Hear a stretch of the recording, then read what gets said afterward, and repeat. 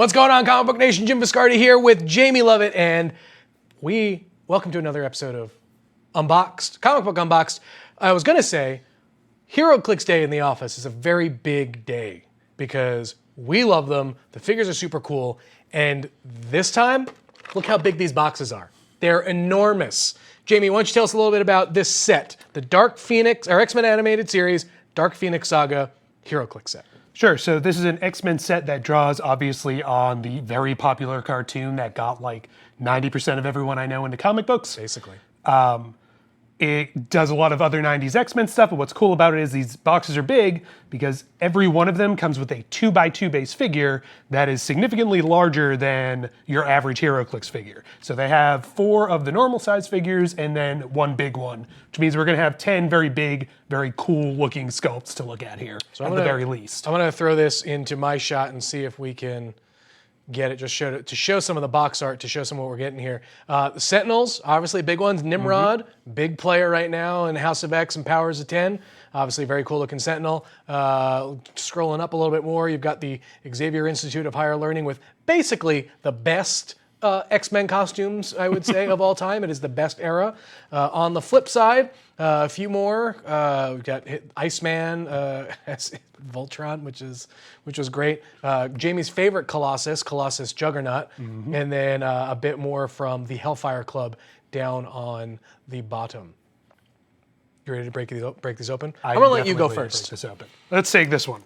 I'm gonna be careful here because sometimes when they package these big ones, some of the other ones fall out. I will never forget one time we did this and we had gotten what was it, Steve Rogers or Captain America holding Mjolnir, and I broke it. Yep, you sure did. And Jamie was so here, he was really mad at me.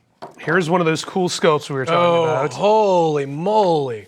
All right, I'm putting this right here. This is one of the big mamma jammas. Take a look at that. That is Rachel Summers as Phoenix. And look at WizKids has done so much with their translucent plastic that I can't get enough. It has totally upped the quality of these figurines. I'm gonna pass this back over to Jamie and slide some other folks that we have gotten. God, this is just gorgeous. Look at that. We got another cool one here. In lieu of the normal primes that they usually do in these sets, they have instead done several villains as Danger Room holograms that have escaped the Danger Room. Oh, very, very cool. So they start off. This one is Magneto, and again, doing wonders with that translucent plastic. Now, we will probably come across a regular Magneto painted just normal in this.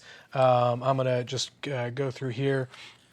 Amelia Vaught, I have no idea who that is. That's one of the Acolytes. The Acolytes are finally getting represented. Oh, there we go. Magneto's old cult. Little bent over. I'm going to get my hands out of the way there. Very cool looking figure. And then here we go. Everyone's favorite from the 90s, Gambit. I mean, that to me is one of the best X-Men costumes. Oh, sure. Period. Like, I remember being on the playground playing and pretending to be Gambit in a super cool trench coat. Yep. Because trench coats were cool at the time. And then last but not least from this one is Wolverine. There we go. I mean, Good old classic Jim Lee. Right? Exactly. All right, Jamie, so anything good based on the cards you got? Oh, absolutely. So just running through these real quick. Here's the Magneto one. That's the Danger Room one. I won't go into super detail, but the idea is he starts off being not able to damage you much because he's a training simulation. Then he breaks. He gets error tokens and he does crazy damage. And that's essentially how all of these Danger Room things work. And then you can look at Phoenix here too. Colossal Retaliators have been a big deal in the game for a long time, but the X-Men haven't had any until now. She is one of them. Basically, it means if your opponent attacks you, then they get to do a counterattack, and those counterattacks are usually way more painful than the original attack. So yeah, very cool stuff. Nice. Now, I would imagine we will probably get a Phoenix in a very similar sculpt. Like, that's not a chase, though, is it? No, that's just an uncommon. That's just Colossal. Okay. You can see, I think I know what you're hinting at there is at the top of the box. Right, the top of the box has regular Jean Grey Phoenix going. Oh, and here we go. We got a Sentinel. Oh, man. Where are you putting your garbage? Yes, I'm just going to push it all off over to the side. All right, I have the Sentinel in the shot, so we want to come into that. This is a very, very cool one. Again, like I said, I'm going to keep harping on this translucent plastic because it is just one of the coolest things that they have been able to do to these figures that really give it some action. It gives them way more impact. This guy, I was like, what the heck? Okay, I'm going to scroll through. I'm going to put them right into this shot so you can see them. A classic looking Avalanche. Avalanche, we saw him show back up in the comics a little bit, and you know, it was evil-ish, and then everyone was very excited for him to come back, and then everyone forgot about him again. Yeah, pretty much. Poor Avalanche. There's a pretty cool Deadpool sculpt. Deadpool's gotten quite a few figures, and so I would say, you know, this one is definitely a cool. The paint job on that is super glossy. It is. Which I like the sword there too. Yeah, I like the sword angles. He's about to pull out another one right up here, up top. I'm just going to flip it around so you can see it. So it's a very cool pose for Deadpool. You can't have an X-Men villain set without Toad. A very classic looking Toad. He's gotten a lot of different looks over the years, and you know, but most people know him from this dumpy, frumpy look. And then lastly, out of this set, fairly boring one to put in there, but Bolivar Trask. X-Men fans know that when Bolivar shows up, he means business. Jamie, what can we discern from these with the cards we got? So yeah, the Sentinel Squad, the Sentinel there is cool because he's from Sentinel Squad 1, which are the ones that are actually piloted rather than just being autonomous machines. Toad is a tie-up monster, which is pretty much what he always does. That Deadpool is really interesting because he's more of a finesse piece than usual. Usually you just throw him at somebody and he cuts him up or shoots him up. This one's a little more dodgy. And Bolivar, despite looking a little boring, he's very cool because you put him on the board and he can generate sentinels and stuff like that. So if you're looking to do kind of a horde mode HeroClix, he's your guy. And Avalanche just tears up the board because he quakes, as you might expect. Now, Jamie, for those who may be new to this, and I'm going to hold this one up to my shot. This is the Bolivar Trask one. Obviously, so we've got the white piece here. What do the different colors mean, and what should we be looking for? In terms of rarity, white is common. White is common. Green is uncommon. Green is uncommon. Silver is rare. Avalanches are rare in that one. Okay. And then some packs have a gold, which is a super rare. And then there's a kind of bronze that means you pull the chase. Okay. And if they have a green ring around them, that means they are a prime figure, which is almost a chase, kind of. Okay, so we're looking for bronze and or gold. All the shiny stuff. All the shiny stuff. What do we have here? But in every pack, will you basically almost always get at least a rare? At least a rare. At least a rare. Okay. All right, and here's a big boy. I love this one. I love Proteus. Okay, he's just one of my just guilty pleasure characters from comics who was just, I mean, just look at him. He's cool looking. I mean, he was kind of the original, like, final boss for the X-Men before there was a Sinister, before there was an Apocalypse. Yep. Proteus was the one who messed them. Oh, Professor X lost his head. Oh, already I don't know where it is. our first casualty. All right, so our uncommon Fabian Cortez. Oh, there it is. Found his head. Oh man, these Acolytes figures are just so good.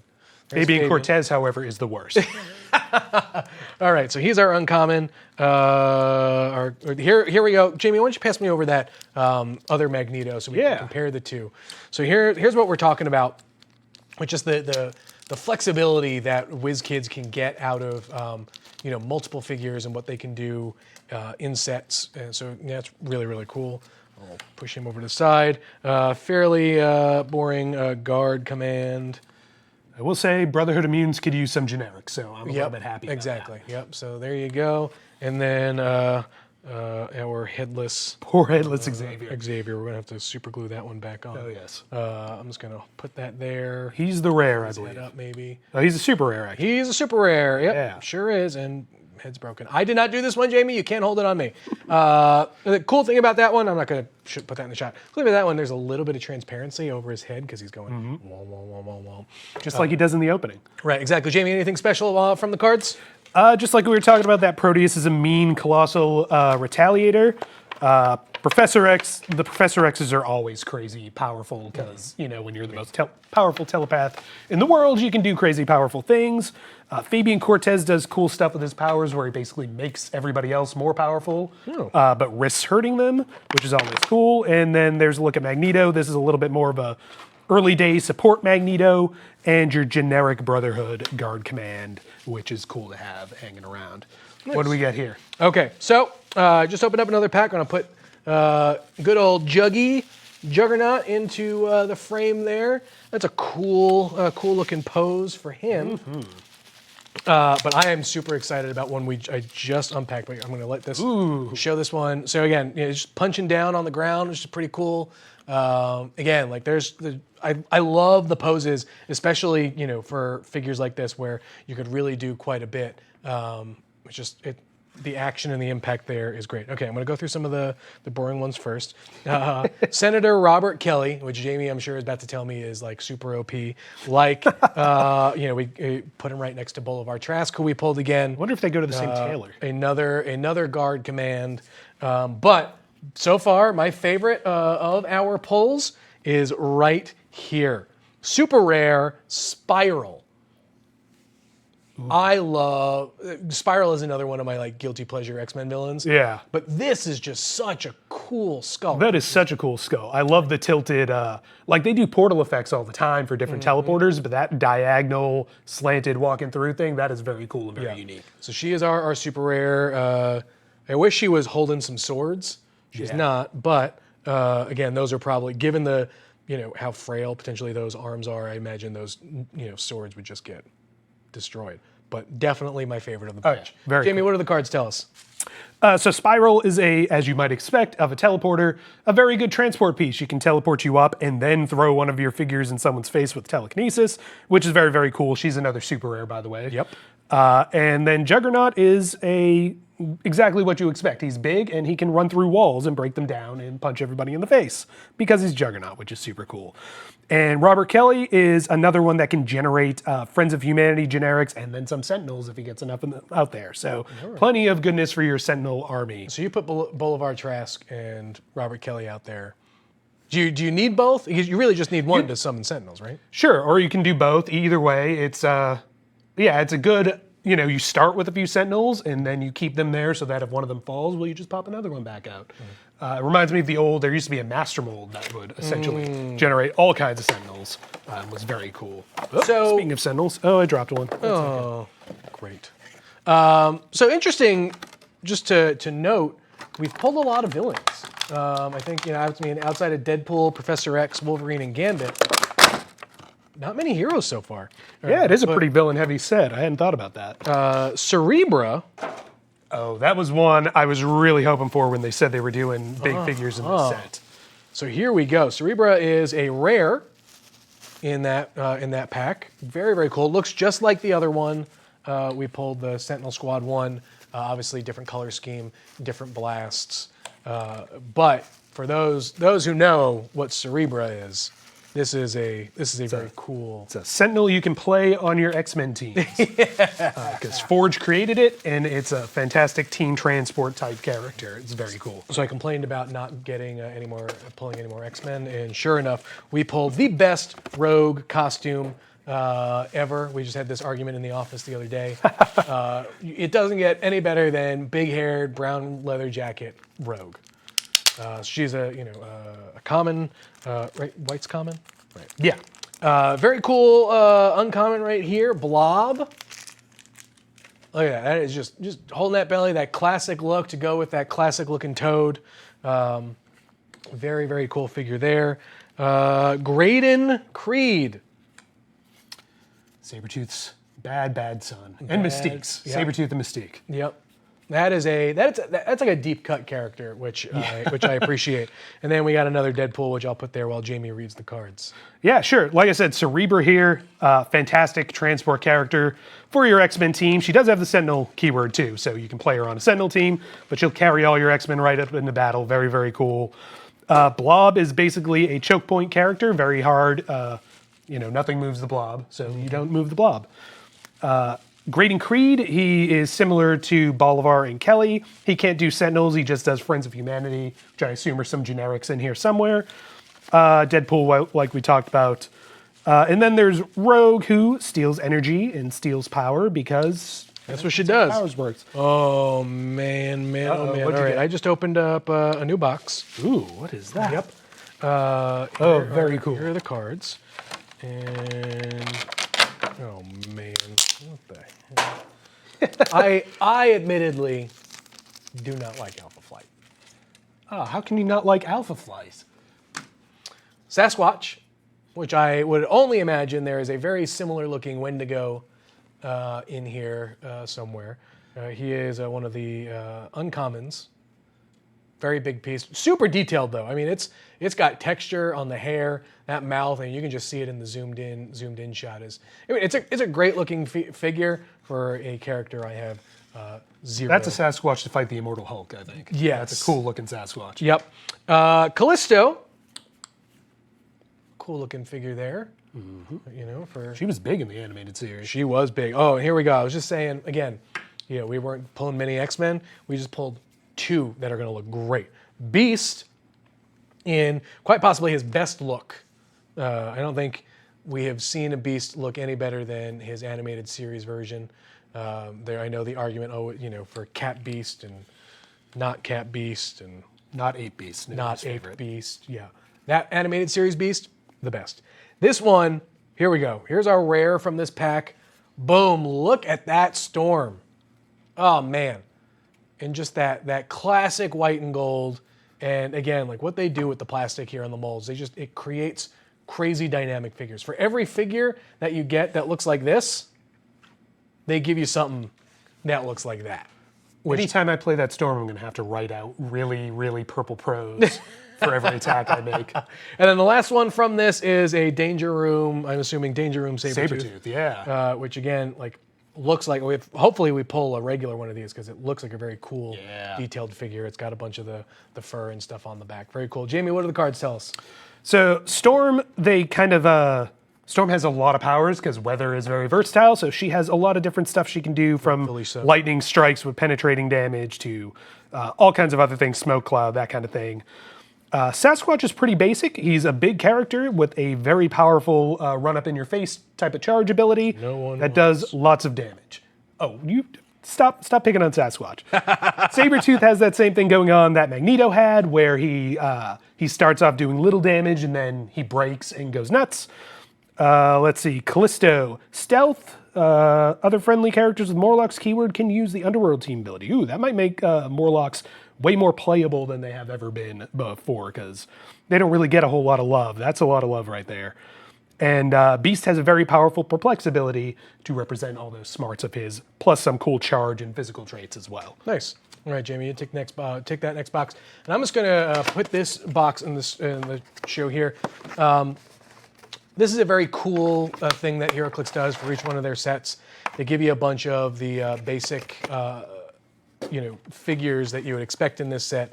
We can head on over to this shot. I think they may be setting it up. But again, it's got Rogue, Gambit, Beast, Jubilee, Wolverine, and Storm. Maybe I'll hold it up that way that you can see. Again, it's a great way to just get your basics in, get you started if you're just, holy moly! Yeah. Whoa! That is gorgeous. All right, so we got our first, Cerebro was a rare as well. Another rare, big mamma jamma. Look at that Magneto, holy Toledo. That is just a great looking figure. Wow. Well, for scale's sake, we'll put in the regular Magneto so you can just see the difference. Wow, look at that. All right, I'm gonna move them over to the side. That is a cool. That's very cool. That's a sit on your desk when you're not using it kind of piece. Right, okay, here we go. Jean Grey. I think the Jean Grey costume, while I have, there's a lot of love out there for it, probably my least favorite of the X-Men animated series costumes, but I do love seeing it when it shows up. We got another Fabian Cortez, and then also here is what we've been talking about a lot with the Friends of Humanity, basically taking the Graydon Creed sculpt. Go ahead, Jamie. What do the cards tell us? So yeah, that Magneto is kind of nuts. He's great for your Brotherhood teams. He can move people around really easily with his powers.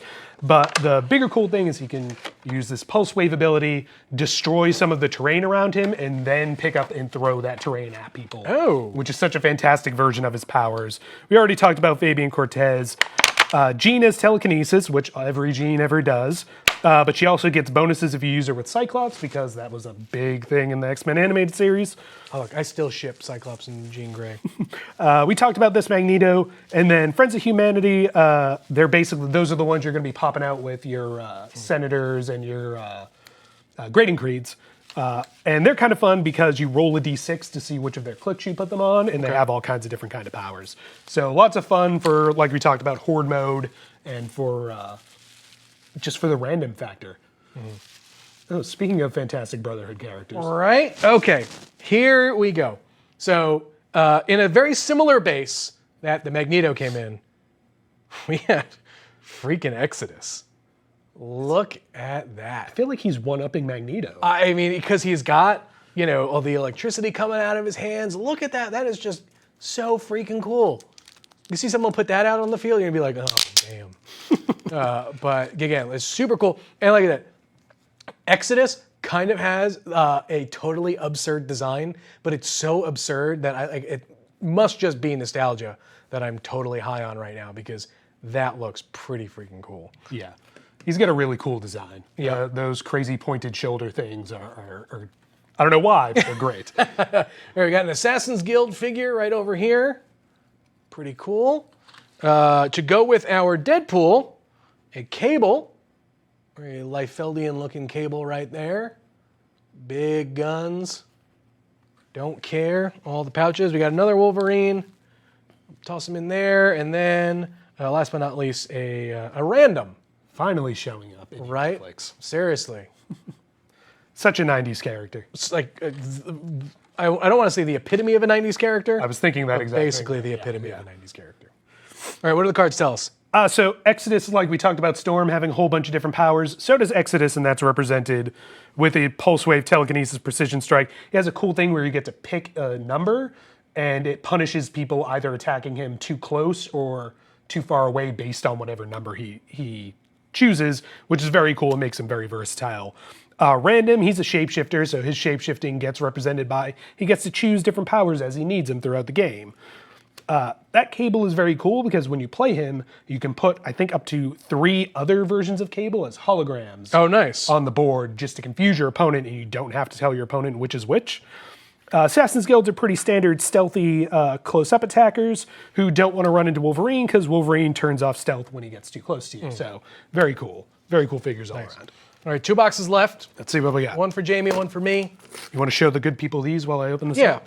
So Jamie, you're gonna have to explain these a bit for me, because I, admittedly, don't know what these are. So it's the dice and action tokens, which I know involve, you know, the clicks and things of that nature. But So they're customized dice. Those ones have Phoenix icons on them, which are very cool. The tokens are typically used for counting actions on your characters. However, WizKids did something different this time around, where on the back of them are tokens for pogs that get generated, or bystanders that get generated during the game. So there's like a Madrix dupe on the back of one of them, and Nasty Boys. So you don't have to use random, you know, poker chips that you have lying around and stuff like that. oh, Jamie, we got the one that you wanted. Oh, yes. Oh, baby, here it is on the box. Super rare. Iceman, baby, in his Voltron form. Look at that. Oh, just Fan of both Iceman, or both X-Men and Voltron. This this is is. a combination I can appreciate. Oh, I'm so happy for Jamie right now, because that is a very, very cool. Ooh. Oh, look at this. Ask and you'll receive, Jim. Here's that saber tooth we were looking for. Oh, excellent. Perfect. All right, I'm going to push that one over to the side. I was actually saying ooh over a favorite villain of mine, Bastion. Gets a lot of hate these days, but that is a very cool looking figure. Just power, just look at that, just steaming right off him. Look, and he is just ready to rock. Is he just a common? I guess so. No, he's a rare. Oh, he's a rare. I couldn't tell from the white or the silver. Here we go. Here's that Sabretooth. I'm going to pull the other Sabretooth there so we can see both of them side by side. Again, very, very cool looking Sabretooth in that classic look. A lot of texture. Again, I'm just always so amazed about the level of detail that they are able to put on such small figures. Here we go. We got a scanner and another Friends of Humanity. And I'll just show right there. And then I'm going to open the last box while you tell us what is in the cards. So Iceman, very cool. He's another big figure, another retaliator. He kind of specializes in punishing other big figures because he gets bonuses for hitting and KOing other large characters, which is very cool. Bastion also does that thing where you can generate more Sentinels, except he can also hold his own in a fight, unlike, Senator Kelley or whatever, with all that cool penetrating psychic blast and whatnot. Sabretooth is just a straight up close combat monster. He has 12 attack. He will tear pretty much any figure apart. And then you have Scanner. I honestly have no idea who this is, beyond that she is an Acolyte, but she is an Acolyte with probability control on the top of her dial, which probably means if you're playing Acolytes, you're going to want her. And then there's that Friend of Humanity we talked about earlier. Very cool. I'm so excited about that Iceman. It is so cool. Okay, so again, going with my love of Bastion, we got frickin' Nimrod, again, playing a huge, huge role in House of X and Powers of 10. If you have not read Powers of 10, number 3 today, just go out. You need to go do it right now because it is just, there is an awesome scene with Nimrod and Apocalypse. Just go do it. That is a fantastic looking figure. Now, Jamie, you're going to have to explain this to me. We have a super rare Legion. So we'll put him right down there. That comes with a separate disc, Legion Fractured Savant. Yes, so they did something interesting, and I don't know that they've ever done this before. You can pop that sculpt off of that one and put it on the other one. One of them is kind of a standard figure. It's from his days with the New Mutants. Cool figure, whatever. And then the other one is the X-Men keyword, and he's what's called a title character, which is kind of comparable to Planeswalkers in Magic, where they get all these bonus tokens and bonus abilities that you can use throughout the game in addition to their normal abilities. So it just depends on which version of him you want to use, which is a cool way of getting more use out of a single figure, I think. Well, that is pretty cool. Then the last 3 figures, we'll go through them really quick. Kleinstock Brother, Belladonna, and then we got a Rogue. Jamie, what do the cards tell us? Let's see. So Nimrod is, anyone who remembers the last time they made Nimrod knows that he's mean, and he's just as mean here.